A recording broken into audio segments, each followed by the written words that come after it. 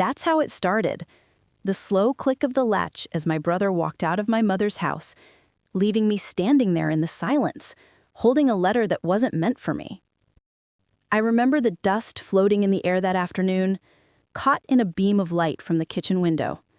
Mama's old clock ticked above the stove, and in that small, ordinary room, my whole world tilted.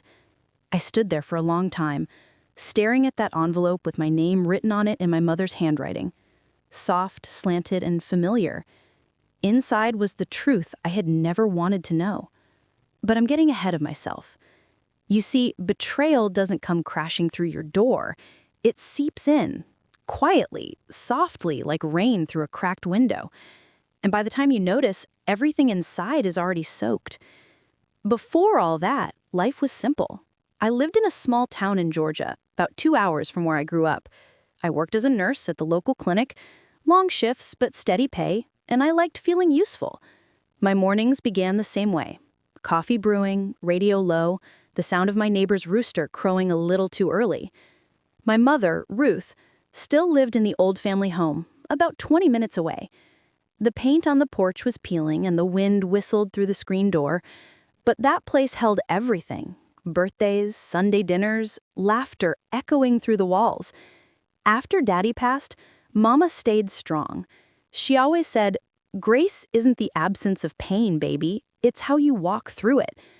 My younger brother, Marcus, was her favorite. I don't say that with bitterness, just honesty. He had that charm, that easy smile that people trusted right away. Even as kids, he could talk his way out of anything. I used to say he could sell sand in a desert. When Daddy died, Mama leaned on Marcus more than me. He handled the bills, the house repairs, the paperwork. I understood he lived closer and I was working long shifts. I just wanted Mama comfortable. So I let them handle things, never thinking twice. On weekends, I'd drive over with groceries and help Mama tend her little garden. She loved her tomatoes more than anything. I'd find her with her wide straw hat, humming some old hymn, hands deep in the soil. We'd talk about everything, except money. That was Marcus's territory. Looking back, maybe that was my mistake. It was last spring when I noticed something different. Mama seemed quieter. She'd pause mid-conversation and look away, as if she were remembering something heavy. One afternoon as I poured her tea, she asked, "Baby, do you ever think we hold on too tight to things we can't keep?" I laughed it off. "You mean your old teapot? You've had this thing since before I was born." But she didn't laugh. She just smiled. A small, tired smile and said, "Maybe I just don't want you to worry." That stayed with me. A week later, Marcus called. "Hey, sis," he said, his voice a little too bright. "Just a heads up. Mama's thinking about making some changes, planning ahead. She asked me to help sort out her finances." I remember feeling relieved. "That's good," I said. "She trusts you with that kind of thing." He chuckled. "Yeah, of course. Don't worry, I got it." That's the thing about trust. You don't know it's been misplaced until it's too late to take it back. The weeks went by. Mama seemed more distant each time I visited. She'd changed her medication, she said, felt more tired. The house was tidier than usual. Boxes stacked neatly in the hallway. Just decluttering, she told me. Then one Sunday, I arrived to find the living room nearly empty.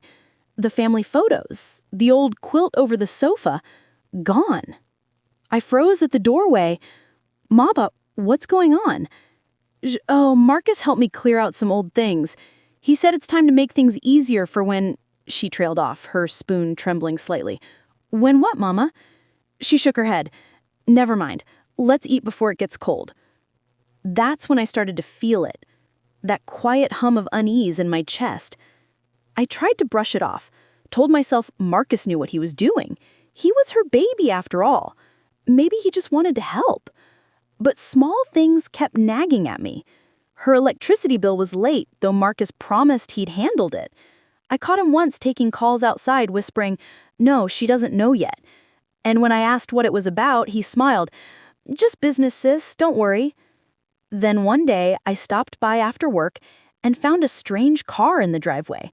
A silver sedan I'd never seen before. Through the kitchen window, I could see Marcus sitting at the table with a man in a suit, papers spread out between them. Mama was sitting quietly in her chair, her hands clasped in her lap. I remember walking in, my shoes clicking on the tile, the smell of lemon cleaner in the air. "What's all this?" I asked. Marcus looked up, startled, then smiled too quickly. "Hey, sis! Just some legal stuff, nothing major." The man in the suit glanced at me, then at Marcus.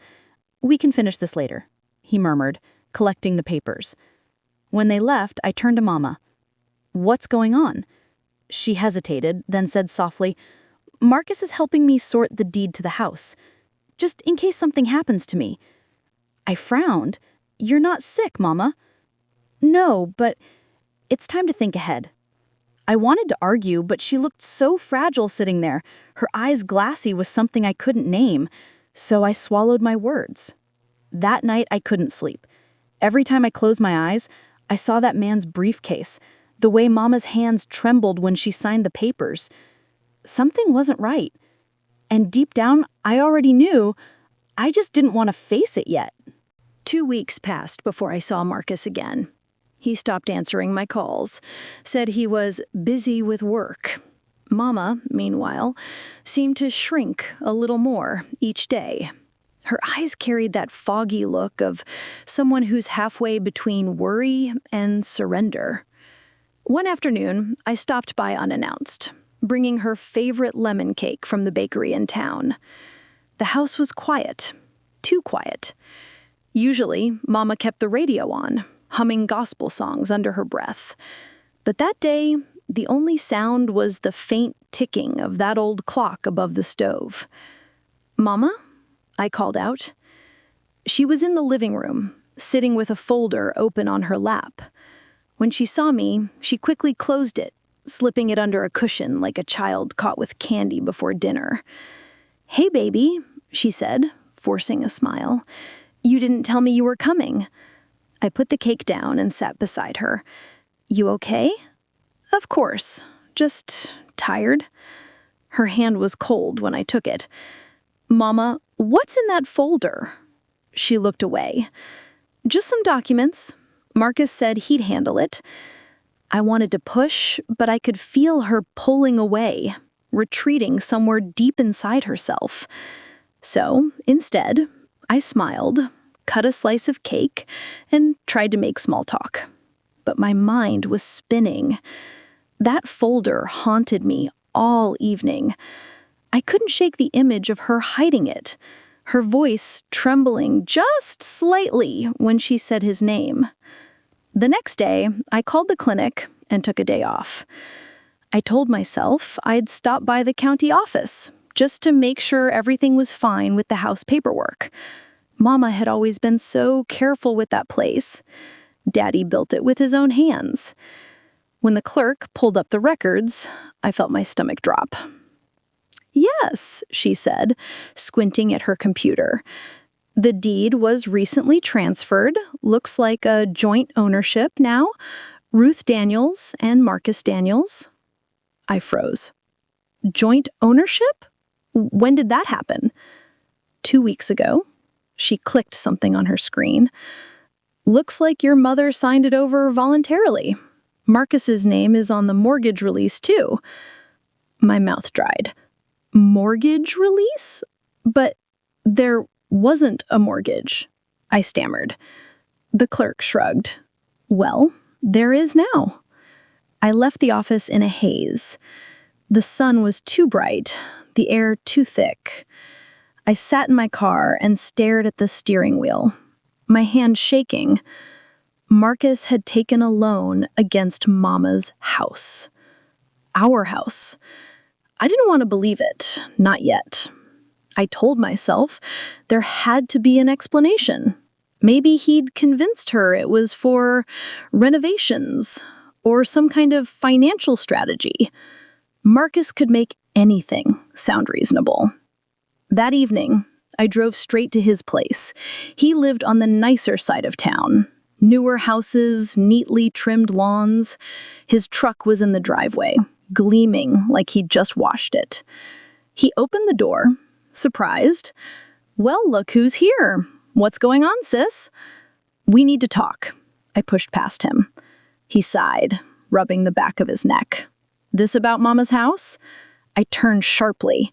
"You knew I'd find out." He walked into the kitchen, opening a beer like it was nothing. "Look, I did what I had to do. Mama agreed. It's all legal." "Legal?" My voice cracked. "You put a mortgage on the house she and Daddy built? That's her home, Marcus." He leaned against the counter, calm as ever. "It's our home too. I just needed some capital to get my business started. Once it takes off, I'll pay it back." I stared at him. "You borrowed against her roof for a business?" He shrugged. "You wouldn't understand. I'm trying to build something real. You've got your job, your paycheck, good for you. But I've got bigger plans." I felt something twist inside me, a mixture of anger and grief. "And what happens if you can't pay it back?" He didn't answer. "Does she even know what you did?" I whispered. He took a long sip of beer. "She signed the papers, didn't she?" That was the moment I realized he didn't see what he had done as wrong. In his mind, it was justified. A son helping himself to what he believed was partly his. I walked out before I said something I'd regret. For the next few days, I couldn't look Mama in the eye. Every time I visited, I wanted to scream the truth, but she looked so fragile. She'd already started forgetting small things. Where she put her glasses, what day it was. Maybe she signed those papers without even realizing what they meant. Then one morning, I got a call from the bank. "Ms. Daniels," the woman said politely, "we're reaching out regarding overdue payments on the loan associated with your mother's property." My heart dropped. "Overdue?" "Yes, ma'am. 2 months behind." 2 months. That meant Marcus hadn't made a single payment since the deal went through. By the time I got to Mama's house, she was sitting on the porch with a letter in her lap. The same logo as the bank's is. "They say they might take the house," she whispered. "Marcus said it was just a formality." I knelt beside her. "Mama, what did he tell you to sign?" Her eyes filled with tears. "He said it was to protect me, to make sure the house stayed in the family."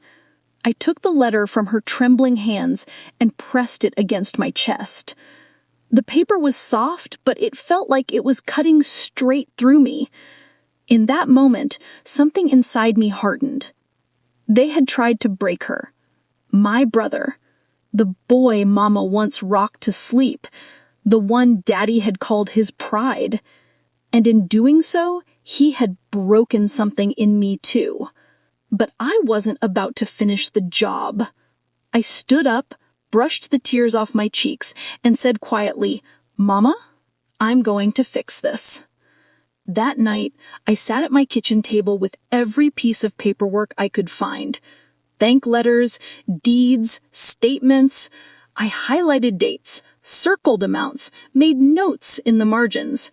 My hands trembled, but my mind was clear for the first time in weeks. If Marcus thought I'd roll over quietly, he didn't know me at all. The next morning, I called the bank myself. I used every bit of patience I had to get through the endless menus and transfers until I reached a representative willing to explain things clearly. "Yes, ma'am," the woman said, her tone careful. "The property was used as collateral for a $120,000 business loan under the names of Ruth Daniels and Marcus Daniels. Unfortunately, since the payments have been delinquent for 60 days, foreclosure proceedings could begin within the next quarter." Foreclosure. I gripped the edge of the counter to steady myself. "Ma'am, my mother didn't understand what she was signing. She's 73. She's not in good health. There has to be something." "I'm sorry," the woman interrupted gently. "Unless you can prove she was coerced or not of sound mind, it's legally binding." I thanked her, hung up, and just stood there. The dial tone ringing in my ears long after the line went dead. "Marcus, had put our childhood home at risk for a gamble. And Mama? She trusted him because she couldn't imagine her son would ever hurt her. That was the day I decided I wasn't just going to confront him, I was going to stop him. I started small.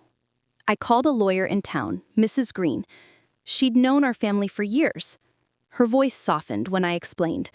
"Oh, sweetheart, I wish you'd come to me sooner." "Can we do anything?" I asked. "Well," she said slowly, "if your mother's mental capacity was compromised, we can contest the loan, but that'll take time and proof. Has she seen a doctor recently?" I thought of Mama's memory slips, her confused looks, the way she repeated questions. "Yes, her doctor's been evaluating her for early-stage dementia."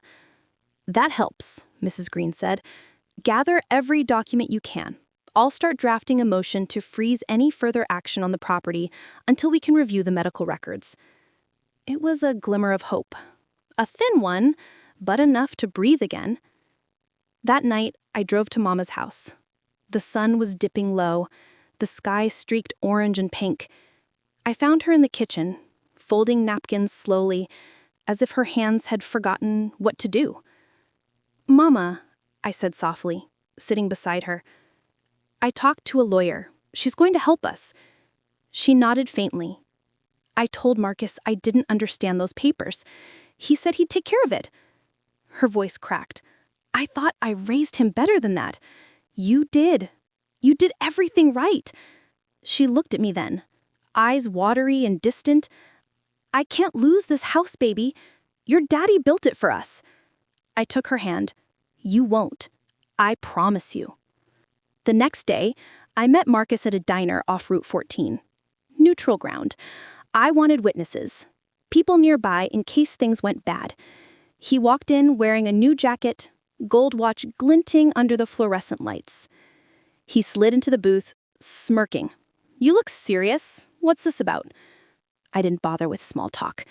I pulled the deed from my purse and laid it between us. "You put Mama's home on the line for a loan you haven't even paid back." He rolled his eyes. "Oh, come on. You're being dramatic. It's temporary." "She's going to lose the house, Marcus. You've already missed 2 payments." He took a sip of coffee, unbothered. "I'll catch up. The business just needs time." "What business?" I snapped. "You don't even have a storefront. You're flipping cars out of your garage." He leaned in, his voice low and sharp. "Watch your tone. You think you're better than me because you've got a steady job and a degree? I'm trying to build something real and all you can do is nag?" I felt my blood rising, but I stayed calm. "This isn't about me. It's about Mama. You used her." He laughed bitterly. "She offered. You're the one who's always too busy playing savior to notice what she wants. She wanted to help me." "That's not help, Marcus. That's manipulation." He slammed his hand on the table, startling the waitress nearby. "I don't get it, do you? I'm next in line for that house anyway. You've got your own place. Why do you care?" I stared at him, my voice barely above a whisper. "Because it's not just a house. It's her heart. It's Daddy's memory. And you're throwing it away for a dream that's already crumbling." He looked away, jaw tight. "You'll see. I'll make it right." But the way he said it, I knew he wouldn't. By the following week, Mrs. Green had filed the petition to freeze the foreclosure. The bank agreed to delay action pending medical evaluation. It was a small victory, but it bought us time.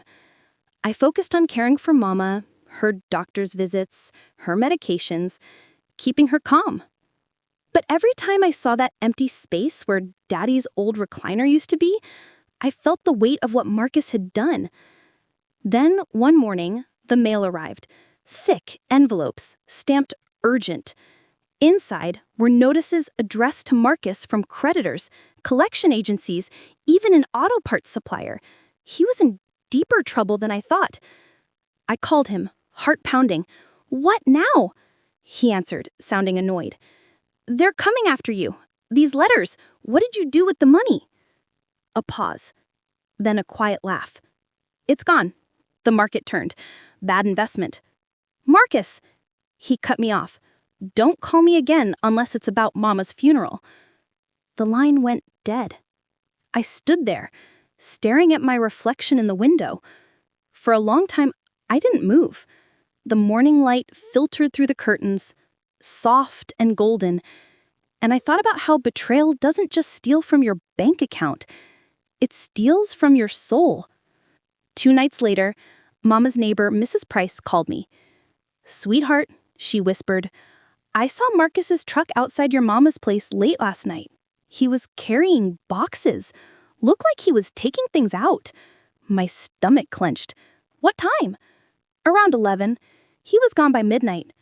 I jumped in my car, drove faster than I should have. When I arrived, the porch light was still on, the front door slightly ajar. Inside, drawers were open, paper scattered, photo albums gone. Mama was asleep in her room, untouched, thank God. But the safe in her closet, where she kept her wedding ring and Daddy's watch, was open and empty. I sank to my knees, right there on the carpet. Marcus hadn't just taken her money, he'd taken her memories. And that was the moment the betrayal became complete. I sat beside Mama's bed until sunrise, her soft snores breaking the silence. I could smell the faint scent of lavender from her lotion, mixed with the sharp tang of metal from the open safe. Somewhere between that night and dawn, I made myself a promise. If my brother wanted a fight, he was going to get one, but not with yelling or violence, with truth. And truth, when spoken with love, can be sharper than any blade. I didn't sleep that night, not even for a minute. I sat at the kitchen table with a cup of cold coffee and a legal pad, listing every piece of evidence I had. Deed documents, bank letters, photographs of the ransacked bedroom, every note, every timestamp, every word Marcus had said to me. By the time the morning light crept across the linoleum, I knew what I had to do. I called Mrs. Green first thing. "Ruth's son came into her home last night and took valuables," I said, my voice trembling. "Her wedding ring, my father's watch, maybe more." There was a pause, then her calm, measured tone. "All right, we can include that in the report. You need to contact the sheriff's office. Don't confront him again, not alone." I hung up, took a deep breath, and dialed the sheriff's department. My hands shook, but my voice stayed steady as I explained everything. They sent a deputy within the hour. When he arrived, he listened quietly, taking notes. He looked around the house, saw the open safe, the missing items. "Do you have proof your brother took them?" he asked. I hesitated, then pulled out my phone. Mrs. Price had texted me a photo. Marcus's truck parked in the driveway, time-stamped 11:16 p.m. "That'll do," he said. Mama was sitting in her chair when the deputy left, her fingers tracing the empty space on her ring finger. "Baby," she said softly, "he's still my son." "I know, and you're still my mother, but someone has to protect you now." She nodded, tears rolling down her cheeks. "I just don't understand how love can turn like that." I knelt beside her. "Sometimes it's not love that turns, Mama. It's greed that grows." The following week felt like living in two worlds. By day, I was the dutiful daughter, driving Mama to appointments, managing her meds, making sure the house was calm and clean. By night, I was a detective, compiling emails, bank transfers, anything that tied Marcus to that loan and the theft. Mrs. Price filed for an emergency injunction to protect Mama's assets. We also filed a police report for stolen property. The system moved slow, but it moved. And Marcus, he went silent. No calls, no visits, just quiet. Until one Friday afternoon. I was in the garden, trimming back Mama's roses, when his truck pulled up. Dust rose behind the tires, and my stomach dropped. He got out, sunglasses on, jaw tight. "You didn't have to call the cops, Claire." I straightened, keeping my voice calm. You didn't have to steal from your own mother." He flinched, just slightly. "You think this helps her? You think humiliating me fixes anything?" "This isn't about humiliation. It's about the truth. You took her home, her savings, her memories, and now you want to play the victim?" He stepped closer, his voice low. "You always did think you were better than me." I held my ground. "No, I just never thought I'd have to protect Mama from you." For a moment, something flickered in his eyes, shame maybe, or regret, but it vanished as quick as it came. "She'll forgive me," he said. "She always does." "Not this time," I said quietly, "and even if she did, I won't." He stood there, looking at me like someone he didn't recognize anymore. Then he turned, muttered something under his breath, and drove off. I watched the dust settle behind his truck and knew that was the last time he'd stand on that porch as her son. Over the next month, things began to unfold in public. The sheriff's office questioned Marcus about the theft. The bank froze the loan pending investigation into possible elder exploitation. Word spread through town. Small towns don't keep secrets long. At the grocery store, I overheard whispers. "Did you hear about Ruth's boy? Such a shame. He always seemed so nice." Mama hated the gossip. "She don't want people talking about him," she said one morning, folding laundry with trembling hands. "They'll talk no matter what," I said softly, "but the truth deserves to be known." She sighed. "You always were the strong one." I smiled faintly. "No, Mama, I just learned to be." About 6 weeks later, we got a letter from the bank.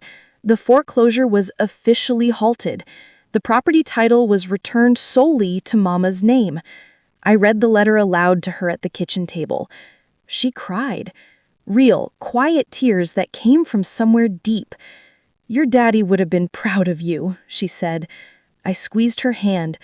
"I just did what you taught me, to stand for what's right." She nodded slowly, then whispered, "Do you think Marcus will ever come back?" I didn't answer right away. I looked out the window at the empty driveway, the fading sunlight catching on the porch railing. "Maybe," I said finally, "but I don't know if he'll ever be the same." Months passed. Life found its rhythm again, though it would never be quite what it was. Mama's health declined slowly, and I moved in full-time to care for her. We filled the quiet with old music, the smell of cornbread baking, and the sound of laughter that sometimes hurt more than it healed. Every now and then, I'd think about Marcus, wonder where he was, if he was eating, if he ever thought of her. But I stopped letting that thought root. Because healing, I learned, isn't just about forgiving others. It's about forgiving yourself for the things you couldn't prevent. The day I got the call from the sheriff, I felt both dread and relief. They'd found Marcus, living 2 towns over, staying with a friend, broke, and facing charges for fraudulent loans. They asked if Mama wanted to press further. She looked at me with tired eyes and said, "Let the Lord handle him." So we did. Sometimes justice doesn't come in handcuffs. Sometimes it comes in silence, in the slow crumble of a lie, in the echo of a door never opened again. A few weeks later, I went through Mama's things to organize her paperwork. In the back of her dresser, I found an envelope addressed to me in her handwriting. Inside was a small folded note and something wrapped in tissue paper, her wedding ring. The note read, "For my daughter, who stood when others fell, don't carry anger, baby, carry grace. That's what saves us in the end." I sat on the floor and cried until I couldn't breathe. Because she was right. Grace isn't weakness. It's the quiet strength to stand in the ruins and still choose love. I wear that ring on a chain around my neck now, a reminder that home isn't a place. It's the people who choose to love you even when it hurts. Marcus tried to break us, but all he really did was show me how strong we could be. It's strange how peace returns, not with fanfare or finality, but in whispers. After everything settled with the bank and the sheriff, life in our little town moved on. The gossip faded, replaced by new talk, church events, local fairs, weather predictions. Folks still looked at me differently, though. There was respect there now, quiet and knowing, like they'd seen me walk through a storm and come out standing. Mama's strength came back in small bursts. Some days she'd hum while cooking, her hands steady as she flipped cornbread in her old cast-iron skillet. Other days she'd sit on the porch, lost in thought, a shawl wrapped around her shoulders. I'd sit beside her and say nothing. We didn't need words anymore. Silence became its own kind of prayer. Then one evening, just as the sun dipped behind the oak trees, we heard tires crunching on the gravel drive. I looked out and froze. Marcus. He stepped out slowly, thinner than I remembered. His clothes hung loose, his face worn. He walked up the steps like a man unsure if he was still welcome in the world. Mama didn't move. She just watched him. He stopped at the edge of the porch, eyes darting between us. "Hey, Ma." Her voice was soft. "Hey, baby." He shifted, looked down at his shoes. I didn't know where else to go. They took my truck. I'd been staying with a friend, but she interrupted gently. "Are you hungry?" He looked up, surprised. "A little." She nodded toward me. "Claire, fix your brother a plate." For a moment, I wanted to refuse. Every muscle in my body screamed against it. But Mama's eyes met mine. Steady, firm, loving.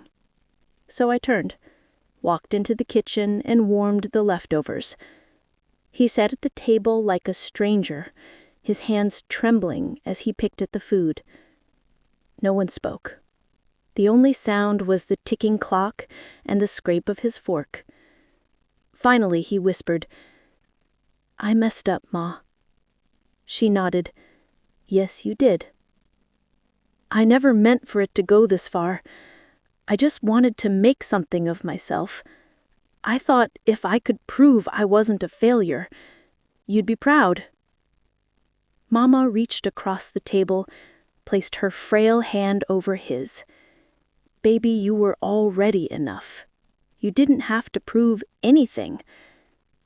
He broke then, shoulders shaking, tears falling into his plate. I stood in the doorway, watching my mother comfort the same man who had taken everything from her. And for the first time, I understood what grace really looked like. It wasn't soft. It was strong. It was a choice. Over the next few weeks, Marcus helped around the house, fixing steps, mowing the lawn, repairing things he once ignored. He didn't ask for forgiveness, and Mama didn't demand it. They just worked side by side in quiet understanding. But trust is a fragile thing. One evening, as I watched him replace a broken porch board, he said, "You ever going to forgive me, Claire?" I hesitated, looking out at the yard, the fireflies flickering over the grass. "I don't know if forgiveness is something you give all at once," I said slowly. "Sometimes you give it in pieces." He nodded, hammer resting on his knee. "Guess I'll take what I can get." We didn't speak much after that, but it was enough. Mama passed the following spring, peacefully in her sleep, the morning light spilling across her pillow. The house was quiet that day. The kind of quiet that sits heavy, like the air itself is mourning. Marcus and I handled everything together. No arguments, no raised voices, just two grown children burying the woman who held us together longer than we deserved. After the funeral, We sat on the porch, the air thick with magnolia scent and memory. He said, "She always loved this view." I said, "She did."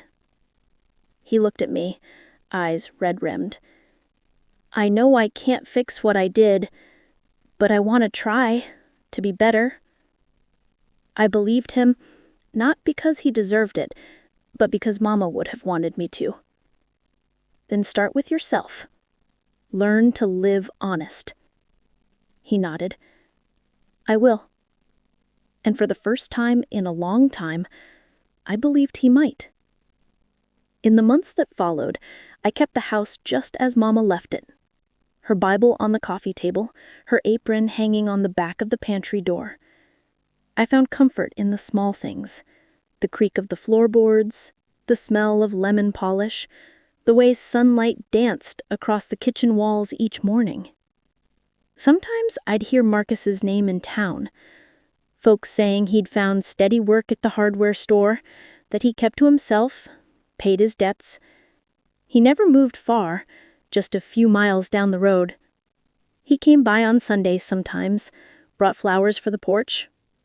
We'd sit in silence, sharing coffee and quiet understanding. It wasn't perfect, but it was something. As the years passed, I began to heal. Not by forgetting, but by remembering differently. The pain didn't disappear, it softened, like a scar you learn to live with. I realized betrayal doesn't just shatter, it also reveals. It shows you who you are when everything familiar is stripped away. It forces you to find strength you didn't know you had. And I found mine. Not in anger, not in revenge, in the simple act of surviving with my heart still open. One evening, I stood on the porch watching the sun dip behind the trees, the air thick with the scent of cut grass. I thought of Mama's words again. Grace isn't the absence of pain, it's how you walk through it. I touched the ring hanging around my neck, warm from my skin. Maybe grace is also learning to love again, even when the love you had was betrayed. A few months later, I decided to open a small caregiving service in town, helping older folks who didn't have family nearby. I called it Ruth's Hands. Every time I walked into a client's home, I carried a little piece of Mama with me. The patience she taught, the strength she lived, the forgiveness she modeled. And sometimes late at night, when I'd sit by a bedside, holding someone's hand as they drifted to sleep, I'd think about how full circle life can be. They tried to break me, but in the breaking, I found myself whole again. You know, when I look back now, I realize life has a way of testing our hearts in ways we never see coming. Sometimes the hurt doesn't come from strangers or enemies. Sometimes it walks in through the same door you leave unlocked, 'cause you never thought you needed to guard it. Family betrayal cuts deeper than almost anything else. It doesn't just steal your peace, it makes you question your worth, your love, your memory of everything that came before. But if you listen closely, beneath the noise of pain, there's still a quiet rhythm beating, hope. Mama used to say, "The world can bruise you, baby, but don't you let it harden you." And now I understand what she meant. Strength isn't loud. It isn't revenge. It's standing tall when no one is clapping. It's choosing to show grace when anger would be easier. Marcus never gave me an apology big enough to heal what he broke, but I learned forgiveness was never for him anyway. It was from me, so I could walk forward without carrying his shadow. If you've ever been betrayed by someone you love, maybe my story will remind you healing doesn't always look like winning. Sometimes it looks like peace. Sometimes it looks like a quiet morning, sunlight through the curtains, and the knowledge that you made it through without losing the good parts of yourself. Because no matter who tries to break you, the heart that keeps choosing love again and again is the one that truly wins. Tell me, dear ones, if someone you loved broke your trust like that, could you still find it in your heart to forgive them? I'd love to hear your thoughts below. And if my story touched you today, remember to follow, share, and stay a while. Auntie's always got another story to tell.